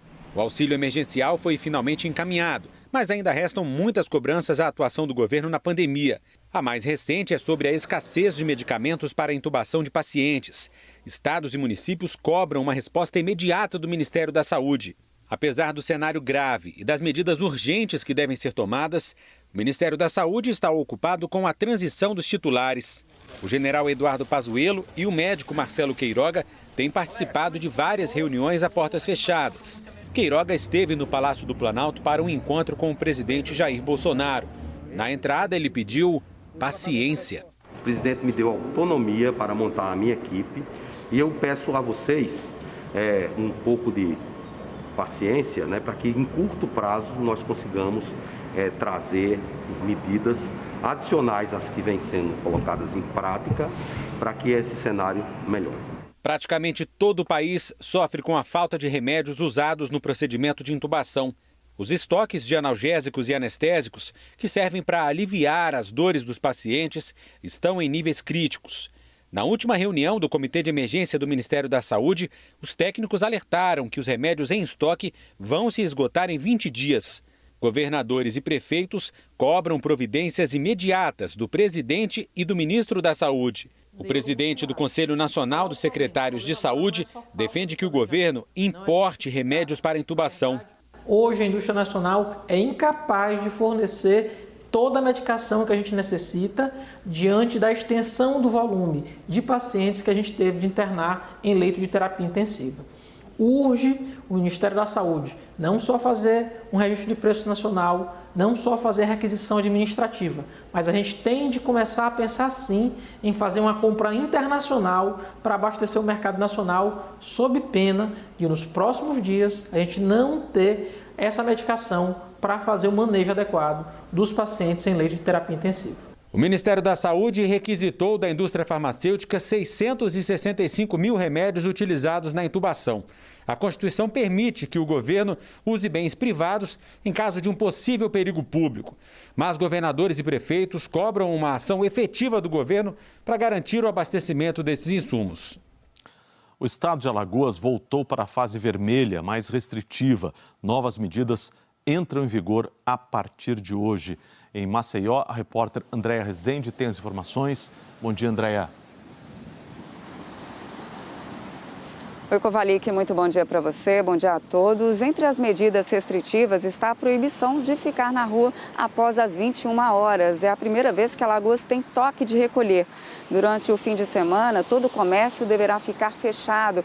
Isso vale para quiosques, para a feira de artesanato e também para os ambulantes aqui da orla. As praias ficarão interditadas e não poderão ser frequentadas. Durante a semana, os comércios e estabelecimentos comerciais, os shoppings, funcionarão em horário reduzido. As igrejas e as academias continuam abertas, mas com redução da capacidade. Os bares e restaurantes só podem funcionar no sistema de delivery. Alagoas está com uma ocupação de 81% dos leitos de UTI exclusivos para a Covid. E a situação, Kovalik, só não está pior porque esta semana o Estado conseguiu disponibilizar mais 40 novos leitos. Essas medidas vão durar por 14 dias e valem para todas as regiões. Nas regiões do Agreste, do Sertão, já entraram na fase vermelha há uma semana e as outras regiões entram a partir de hoje, incluindo a capital. Kovalik. Andréia, a situação é realmente muito preocupante, mas só aproveitando a deixa, você está na beira da praia desse litoral maravilhoso de Maceió, provavelmente um dos lugares mais bonitos do mundo, mas eu estou vendo que o céu está bem carrancudo. Fala um pouquinho para a gente sobre o tempo aí. O tempo nesses dias está relativamente aberto, mas com algumas chuvas em alguns períodos. Ontem, por exemplo, o dia amanheceu bonito, com o sol, mas lá no comecinho da manhã, por volta das 8, 9 horas, começou a chover. Depois abriu de novo, porque no Nordeste você sabe que tem sol o ano inteiro, né? Mesmo quando chove por aqui, o sol logo volta, logo dá as caras. Não é de ficar muito tempo ausente por aqui não, Kovalik. Tá certo. Obrigado pelas informações. Até mais, um bom dia, bom fim de semana. Tá ventando lá, né? E eu usei a palavra carrancudo, mas quero retirá-la, porque na verdade a gente está torcendo para que chova hoje no Nordeste. É verdade, né, tem que chover. Tá? Então apaga aí a palavra carrancudo da minha observação. Tá nublado quase para chover. É, bonito para chover. Como já disse o Alisson pra gente. Como diz o Alisson lá de Fortaleza. É. E hoje, dia de São José, é importante que chova no Muito Nordeste. importante. Né? Explica Vamos pra gente por quê. Para quem não é do Nordeste, quem é do Nordeste obviamente sabe, mas hoje é dia de São José, padroeiro de algumas cidades no país, por exemplo, 23 cidades em Pernambuco, mas no Ceará é do estado do Ceará. Tanto é que mais para frente ainda, no Hora 1 de hoje, vamos falar sobre isso. Mas quando chove no dia de São José, há uma tradição. Significa que a quadra chuvosa, que começa em fevereiro e vai até maio, vai trazer muita chuva. Então, vai ter muita fartura. Então, os nordestinos, os cearenses ficam ali firmemente rezando para que isso aconteça. Então, a gente está aqui de cheerleader da chuva. Total. Vai chuva. Vai. E vai chover hoje. Devagar, sem destruição. Não, é aquela chuva que eu falo. Na quantidade certa e no lugar certo, vai tudo bem. E hoje tem previsão de chuva para grande parte do Nordeste, sim. Até trazendo aqui um recorte especial para você que é do Ceará. Como é que está a situação dos reservatórios? E a gente traz isso porque a situação melhorou bastante. Dos 154 reservatórios no Ceará, 3... Transbordando? Estão transbordando. 5 estão com 90%, ali acima de 90%, e abaixo de 30%, 59%. Que coisa, hein? Bem diferente de um lugar para o outro, né? Bem, de um lugar para o outro. Mas vamos lembrar também que não faz muito tempo houve uma seca muito severa, de 6 anos de duração, que acabou em 2017. Inclusive, foi a pior da história aqui no Brasil, porque nunca tinha acontecido isso, de uma seca demorar e passar por anos consecutivos. Então, os nordestinos sofreram demais em 2017 e, a partir de 2018, aos poucos, a chuva foi chegando ali para tentar melhorar a situação. Não digo resolver de fato, porque é muito, muito difícil, até porque seca é algo que acontece mesmo na região. Esse levantamento, ele é do mês passado e a gente sempre traz o que acontece com um tempinho de trás para cá, porque é o monitoramento que eles fazem. Em amarelo, significa seca grave e em bege, seca moderada. Diminuiu bem. Eu lembro que no ano passado a gente mostrava seca extrema, seca excepcional em várias áreas do Nordeste. Olha só a situação. Diminuiu bastante. E isso é uma notícia boa, sim, para quem está no Nordeste. E aqui eu já trago, olha só, gente, se hoje tem previsão de chuva no dia de São José, isso também significa, segundo a previsão do tempo e segundo a fé de vocês aí no Nordeste, que tem previsão de chuva para o mês de abril. A ZECIT, Zona de Convergência Intertropical, vai continuar mandando umidade, portanto, Maranhão, Piauí, Ceará, onde está azul, significa chuva acima da média. Ótima notícia.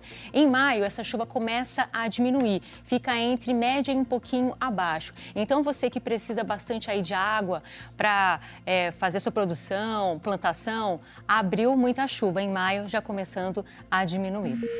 Para a gente finalizar, chuva em grande parte do país, não só no Nordeste, mas no Norte, no Centro-Oeste, aqui no Sudeste também. Tempo firme para quem está em Roraima, no interior do Nordeste, tá? Do Rio Grande do Norte até a Bahia, divisa com Minas, e em parte do Sul também. Para a gente finalizar as nossas máximas aqui, 28 para quem está em Porto Alegre, 27 em São Paulo, 32 no Rio, também em Vitória, 30 em Salvador, 31 em Natal, também no Recife. Nosso próximo bloco fala um pouquinho mais sobre a chuva prevista no dia de São José para o Nordeste, e também tem um lugar no Norte que comemora o dia de São José. Não é mesmo? Daqui a pouco a gente fala sobre isso. Fique ligado, hein? O prefeito do Rio de Janeiro, na prefeitura do Rio de Janeiro, decidiu fechar as praias e as áreas de lazer da cidade nesse fim de semana para tentar conter o avanço da Covid-19. Rio sem praia. As restrições começam a valer a partir das 0 hora de amanhã. Ao vivo do Rio de Janeiro, o repórter Edivaldo Dondossola dá detalhes sobre as novas medidas restritivas. Bom dia. Oi, Kovalik, bom dia para você, bom dia para todo mundo ligado aqui no Hora 1. Esse decreto acabou de ser publicado agora há pouco no Diário Oficial da Prefeitura. Tá fresquinho, a gente traz em primeira mão aqui para você ligado no Hora 1. Eu vou até ler junto com vocês alguns pontos, porque esse decreto acabou mesmo de ser publicado há poucos instantes. Então, fica proibido, a partir da meia-noite de sexta para sábado, permanecer na praia para qualquer atividade física, não pode esportes, não pode também a prática de banho de mar e nem qualquer atividade econômica. Os ambulantes também estão proibidos de circular pelas praias e oferecer produtos. Esse decreto também proibiu a entrada de ônibus e de qualquer veículo fretado na cidade do Rio de Janeiro. Por quê? Para evitar a entrada de turistas na cidade nesse momento complicado da pandemia. Também proíbe o estacionamento de carros em toda a orla marítima da cidade do Rio de Janeiro. E também proibiu a utilização das pistas principais de avenidas de Ipanema, Copacabana, Leblon.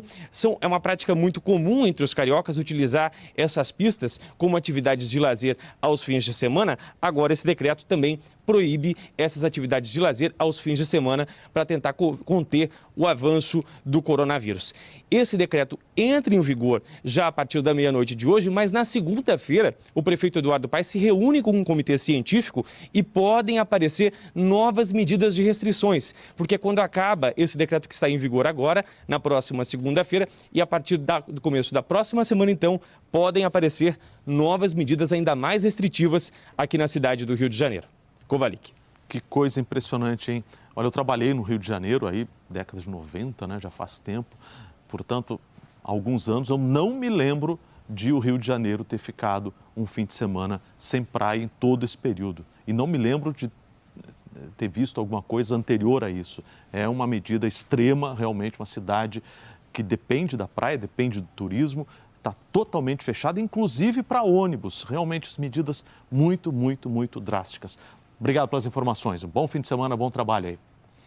E no próximo bloco você vai ver aqui no Arão.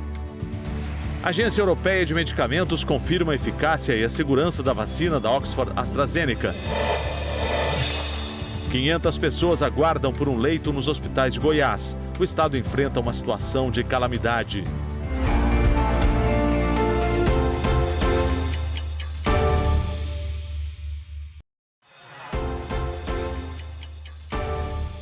Agora são 5 horas e 35 minutos pelo horário de Brasília, para onde volta Goiás, assim como outros lugares do Brasil.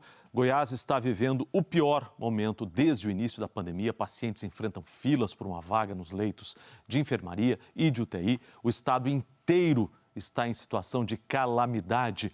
Vamos dar um pulo lá. O João Vitor Guedes conta os detalhes para a gente. Bom dia, João Vitor. Oi, Kovalik, bom dia a todos. Pelo menos 500 pessoas aguardam na fila por um leito de enfermaria ou UTI aqui em Goiás. Não há mais vagas nos hospitais públicos nem particulares e nas últimas 24 horas foram registrados mais de 3 mil casos de Covid-19 aqui no estado. O número de mortes chegou a 10.045 e por trás desse número tinham rostos e histórias. Vamos acompanhar agora na reportagem. A Central de Óbitos de Goiânia registrou em março mais mortes por Covid-19 do que todas as outras causas de mortes juntas. Os especialistas culpam a baixa adesão ao isolamento social, de apenas 30%, e as novas variantes do vírus por essa escalada de óbitos. A variante, ela chama atenção porque ela infecta mais. E ela mata mais, ela é mais letal, ela é mais grave. O Ângelo, filho da dona Cleusita, de apenas 28 anos, foi uma das mais de 10 mil vítimas da Covid em Goiás. Eu via reportagens de hospitais lotados. Eu via os carros levando corpos para ser sepultados. E eu pensava que era mídia.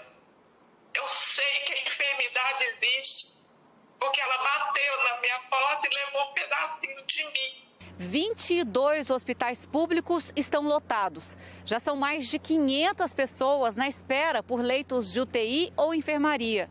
Nem mesmo com ordem judicial, as famílias estão conseguindo um leito para fazer o tratamento contra a doença. Dona Divina espera numa unidade de pronto atendimento há 9 dias, sem nenhuma previsão.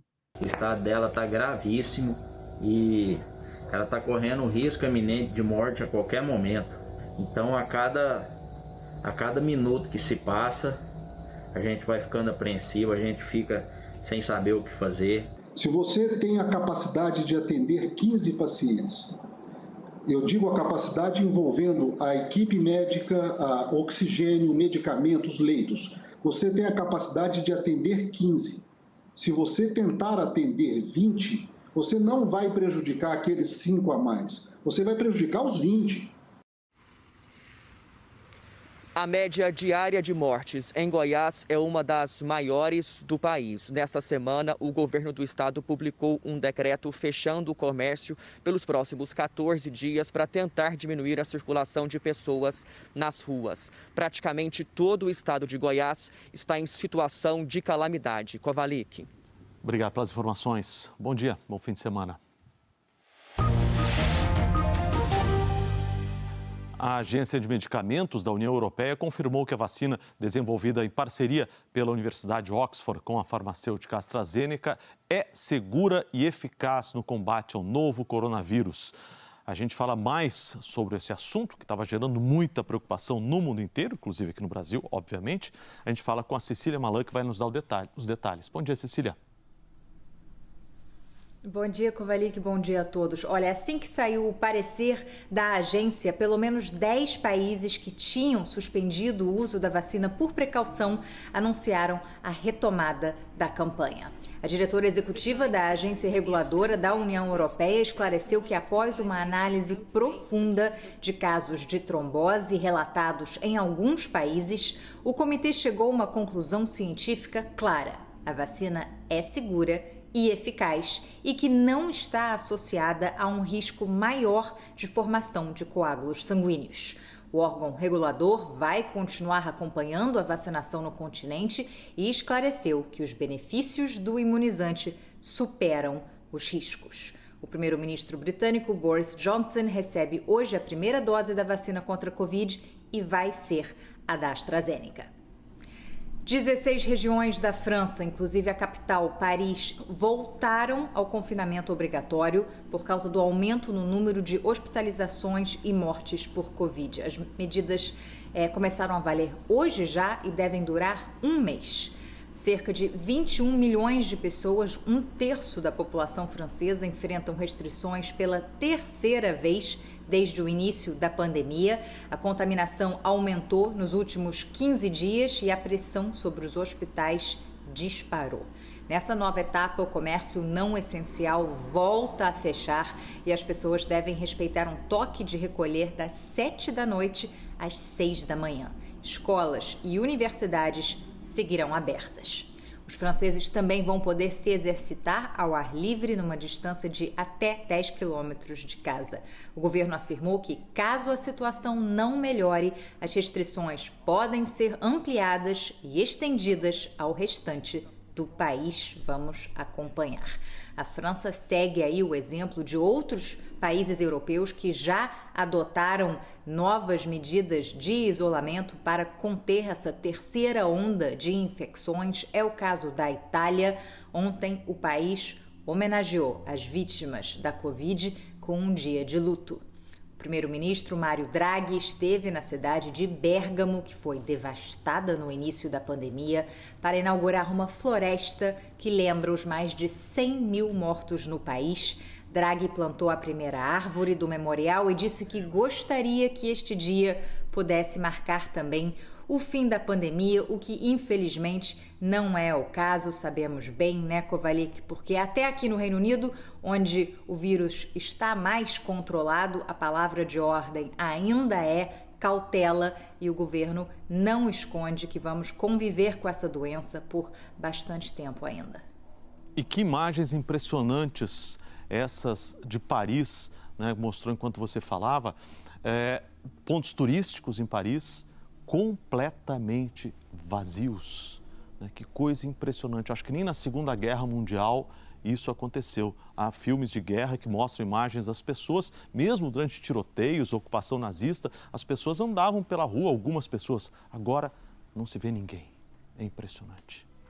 Obrigado pelas informações. Ninguém, Kovalik, porque agora a ordem é ficar em casa e só sair para comprar comida, remédios e visitas médicas ou casos de emergência.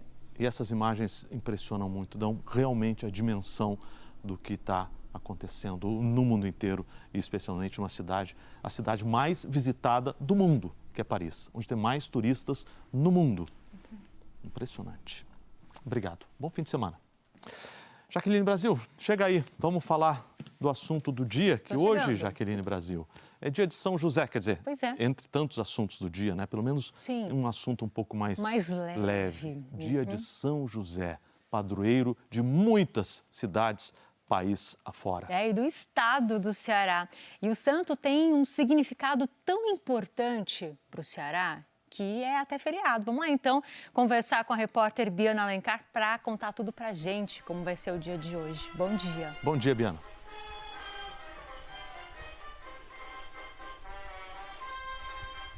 Bom dia, Jaqueline. Bom dia, Kovalik. Bom dia a você que está nos acompanhando bem cedinho aqui pelo Hora 1. Feriado, sim, aqui no nosso estado do Ceará, pela uma devoção muito especial, que é a devoção a São José. Nós estamos ao vivo na metade sul do estado, no município do Crato, cidade com cerca de 130 mil habitantes. Por aqui, ó, muitos devotos. Aqui tem um seminário que forma padres, que chama Seminário São José. A gente está em frente a ele. Todos os anos acompanhávamos aquela procissão bonita, com muita gente em torno do andor. E hoje é dia de festa, com direito à salva de fogos, com direito ao hino do São José. E para não deixar passar em branco essa data, ó, o santo foi colocado aqui na frente, para quem passa na calçada, sem aglomerar, cumprindo as medidas de distanciamento social, conseguir parar, fazer uma prece, fazer uma oração. E olha, tem um detalhe aqui no Ceará que a gente conta sempre, que é em relação ao dia de São José, voltado para a chuva. É um dia muito especial para os agricultores do nosso Ceará, porque eles esperam que chova no dia 19 de março. Inclusive, até agora há pouco a gente estava debaixo de chuva. Eles acreditam que se chove hoje, dia 19, a gente vai ter sim muita fartura na colheita, chuva em abundância pelos próximos meses. Eles até chamam de inverno. Eu me despeço de vocês com essa festa de fogos e com essa imagem linda da Chapada do Araripe, encoberta pela névoa. Vocês estão vendo aí a nossa Chapada do Araripe. É dia de festa aqui, apesar desse momento que a gente está vivendo. E claro, o pedido é por muita saúde para que nós passemos por essa pandemia sãos e salvos e com chuva, se Deus quiser. Volto com vocês aí no estúdio. E tem 3 gotinhas ali na câmera, 4 gotinhas, né? Que são um bom sinal. Obrigado por essas informações. É bom estar vivendo aí no Nordeste. A gente está destacando essa história do São José, exatamente por isso que é um dia extremamente importante para o Nordeste, uma região que depende tanto da chuva, que as pessoas sofrem, talvez em outros lugares do país, né? A gente não tem ideia do que acontece no Nordeste. Obrigado pelas informações. Até mais. A água é muito importante para eles e obrigada, Biana. E a fé também, como é um povo de muita fé. Meus pais já passaram por seca lá no Nordeste.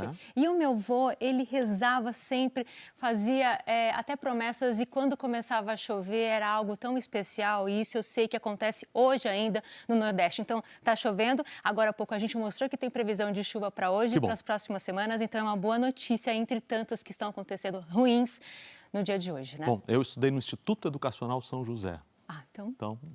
E sei o hino da escola até hoje. É mesmo? Sei. Mas não vou cantar aqui, não. Não? Não. Tá bom. Não, por causa da minha voz, eu sei. São José, Pai querido de Jesus, o Salvador. Sei até hoje, tá vendo? Bom, São José também, além de ter sido patrono da escola do Covalic, também é padroeiro do Amapá. Vamos então até Macapá conversar com a Rafaela Bittencourt. Rafaela, não vou pedir para você cantar, mas eu vou pedir para você falar para a gente o que tem programado aí para o dia de hoje. Bom dia. Bom dia a todos que estão aí no estúdio, bom dia para todo mundo que está acompanhando a gente. Olha só, hoje a programação deve começar lá pelas 7 horas da manhã aqui em Macapá. O santo é padroeiro do estado como um todo desde 2002 por uma lei estadual e às 7 horas da manhã, por conta da pandemia, não deve ter mais aquela festa grandiosa que tem todos os anos. Na verdade, ela não acontece desde o ano passado aqui no estado, né, por conta justamente da pandemia. O que deve ter hoje por aqui é uma missa bem especial em homenagem a São José, aqui nessa igreja atrás de mim, que é a igreja de São José de Macapá. Uma das primeiras edificações aqui da cidade de Macapá, remete ao período colonial. São José é uma imagem muito forte aqui na cidade de Macapá, né? Ele é padroeiro também da capital aqui do estado.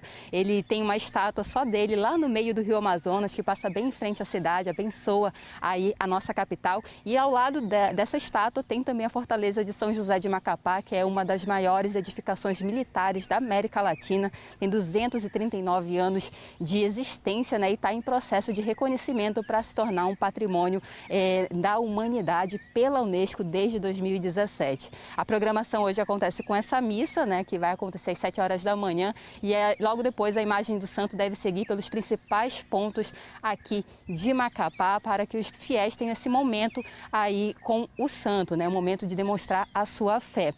Lembrando que o Amapá está em lockdown desde ontem, mas as igrejas são consideradas essenciais pelo governo estadual, por isso que elas devem abrir hoje. Covalic, volto com você aí no estúdio. Tá certo, muito obrigado. Um bom dia de São José e um bom fim de semana, né? É legal mostrar, né, para o Brasil inteiro como essas coisas em determinados pontos do país são importantes, essa fé, que vai nos ajudar a enfrentar todo esse momento. Com certeza. Fé e esperança, não há outra coisa. Tomara que chegue logo a vacina. Muita fé e muita esperança. Isso aí, para a gente rir mais, né? Comemorar. Falando de Macapá, a gente traz então a previsão do tempo especial para você que está em Macapá. Pode chover a qualquer hora com máxima de 30 graus. Até agora choveu 56% do normal para a média aí, março. Hoje o risco de temporal não só para o Amapá, mas para toda essa área aqui em amarelo, quase todo o norte do país, um pedaço do centro-oeste e do nordeste também. E na faixa leste de São Paulo e até também no litoral do Paraná. É uma chuva forte que chega com raios, ventania, bem parecido com o que aconteceu ontem aqui em São Paulo, tá? No centro-norte do país, temos duas situações, a ZECIT, zona de convergência intertropical, e a alta da Bolívia. Esses dois sistemas juntos vão provocar toda essa chuva no norte, no nordeste, até mesmo no centro-oeste. E tem uma baixa pressão, gente, que está se formando agora na altura do litoral de São Paulo. É essa baixa pressão que vai trazer a chuva, principalmente à tarde aqui para São Paulo, risco de alagamento e deslizamento. Para nós que estamos aqui na capital e toda a região também litoral, região metropolitana. A frente fria que provocou a chuva ontem aqui para São Paulo se afasta, mas ainda arrasta áreas de instabilidade, e é por isso que chove no Rio, em Minas Gerais e no Espírito Santo. Mas é uma chuva mais isolada. E essa alta pressão, que está bem na altura do Rio Grande do Sul, vai deixar o tempo firme em quase todo o sul do país. Tempo firme também no interior da Bahia, subindo até o Rio Grande do Norte. Vamos dar uma olhadinha aqui nas nossas máximas. Calor em grande parte do país, 28 para quem está em Porto Alegre, 27 aqui em São Paulo, 32 no Rio, também em Vitória, 30 em Campo Grande, chama atenção para Cuiabá, com 29, caiu bastante, 34 em Boa Vista, 30 em Macapá, que eu já tinha falado, também em São Luís. Eu dei uma adiantada, porque, gente, eu quero falar sobre isso aqui. Amanhã começa o outono. Às 6h38. Vou deixar bem claro que quando a gente fala começou o outono, não é um botãozinho que você aperta, oi, já mudou, não. Primeiro que o outono é a transição do verão para o inverno. Aos poucos a gente vai começar a observar algumas mudanças. A gente traz aqui até o que vai acontecer de fato ao longo do outono, mas nas próximas semanas e meses, mas eu vou sempre lembrando a vocês, tá? O que a gente tem que pensar, as altas pressões, aquela com nome bem complicado, que eu não vou perguntar hoje para você, mas a partir da semana que vem, sim, asas, a alta subtropical do Atlântico Sul, ela vai ficar bem posicionada aqui na região central do país. Por isso, o tempo vai secar. Mas, Jaque, eu não estou gostando nada do que eu estou vendo aí nessa... Então, vamos por região aqui, que eu vou contando, No sul, vai ficar mais seco, estiagem, problemas nos reservatórios. Esse já é um problema atual no sul, mas as frentes frias não vão conseguir chegar com tanta intensidade, por isso vai chover menos do que normalmente chove. E vamos lembrar que é o período seco já no centro-sul. Com isso, vai diminuir também a chuva aqui no sudeste. Podemos ter aí a redução do nível de alguns reservatórios, vamos observar. E justamente por causa desse ar seco na região central do país, olha o que vai acontecer no centro-oeste. Aumento das queimadas. E ano passado, como a gente falava sobre isso, né? Nossa Senhora. No norte, como nós vamos entrar também no verão amazônico, significa que vai fazer mais calor e a chuva vai diminuir. Então, teremos a redução do nível dos rios. A gente falou muito sobre cheia agora no verão. E no nordeste, lembra que eu falei? Aumento das áreas de seca. Por quê? A chuva vai ficar concentrada em abril por causa da ZECIT, mas quando a ZECIT for embora lá para o Atlântico Norte, os outros sistemas, por exemplo, onda de leste, que é um vento que vem pelo oceano, não vai chegar com tanta intensidade. Então, vai diminuir a quantidade de chuva.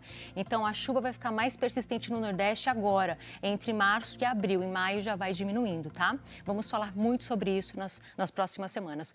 Para a gente terminar bem aqui, né, nossa entrada do dia, Recife, com um belo amanhecer, hein? Belo amanhecer, bem nublado. Bem nublado, mas o sol aparecendo entre nuvens ali. Barreiras, com o céu avermelhado. Previsão de chuva é para vocês também. É isso aí, gente. Tá certo.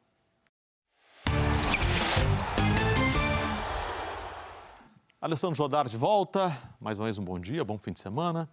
E temos gols? Temos gols, eu tinha prometido para vocês gols da Europa, então a gente abre esse bloco com os gols internacionais, são os jogos de volta das oitavas de final da Liga Europa. Na primeira partida que a gente vai ver, o Manchester United e o Milan ficaram no 1-1, né? Isso no primeiro jogo. E agora na volta? O que aconteceu? O que aconteceu? Deu United na Itália. Olha aí, só um golzinho, mas foi um gol de barbecue. Como um gol de barbecue? Que em português seria um gol de churrasco. Pra quem não sabe, como que é um gol de churrasco? Rapaz, já tá um jogo de churrasco aí, né? Ave Maria. É quando o pessoal reúne os amigos, tá todo mundo ali fazendo churrasco e tomando um negócio. Depois do churrasco, né? O pessoal já tá ali... Lá pelas tantas, todo mundo meio confuso. Rebate. Aí sai esse tipo de gol, entendeu? Casado contra solteiro. Tá valendo, Os com camisa contra os sem camisa. Isso, foi assim que o Manchester se classificou para as quartas. E agora? Ajax 2, Young Boys da Suíça 0, com os brasileiros brilhando aí na Holanda. O primeiro gol foi do David Neres, ex-São Paulo. E agora o Antony, também ex-jogador de São Paulo, sofreu esse pênalti aí que o Tadic bateu e fez 2-0. Na ida, na Holanda, tinha sido 3-0. Esse é o cara, tá? Dinamo de Zagreb 1, Tottenham 0. Tottenham foi o que aconteceu. Uma baita vitória, o Tottenham era o favorito e o sorteio agora para a próxima fase acontece ainda hoje, tá bom? Lá na Suíça. Tá certo. As paralisações dos torneios esportivos novamente são uma realidade, né? E uma necessidade no Brasil. E essa situação, claro, vai se refletir no calendário, que pode ficar tão confuso e apertado como de 2020 agora em 2021, né, Cova? Essa bagunça de datas causou uma situação curiosa nessa semana e a Lívia Laranjeira vai contar pra gente. Oi, Jodar, bom dia para todo mundo. Olha só, com o futebol e as atividades esportivas mais uma vez parando em vários estados do país, um dos únicos jogos que sobraram pra gente acompanhar e torcer foi o Big Brother. E essa semana rolou uma situação curiosa unindo esses dois universos, o universo esportivo e o do BBB. Afinal, como é que a gente explica o calendário do futebol brasileiro desde o fim da temporada 2020 até esse início de temporada 2021 para alguém que passou 51 dias completamente confinado? Hey, brothers! Essa missão coube a Ana Clara na entrevista com o Projota, depois da eliminação dele na terça-feira. O rapper, que é santista, não sabia nem que o time dele tinha perdido a final da Libertadores. Se você pudesse chutar um time que tinha ganhado... O Santos, meu Santos!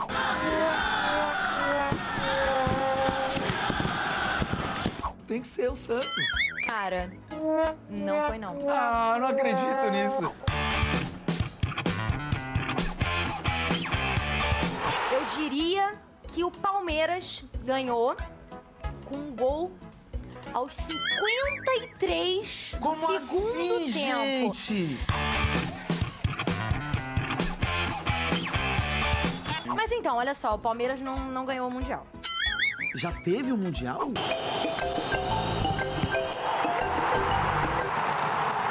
Avançou a terceira fase da pré-Libertadores. Já come... Não, meu Deus! O Santos. Já estamos na Libertadores de novo. É. Terceira fase da pré-Libertadores, não tinha isso antigamente.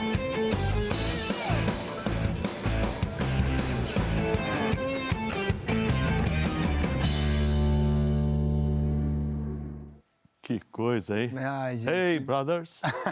Quem dera se fosse o maior dos nossos problemas, o calendário do futebol, né? Tá certo.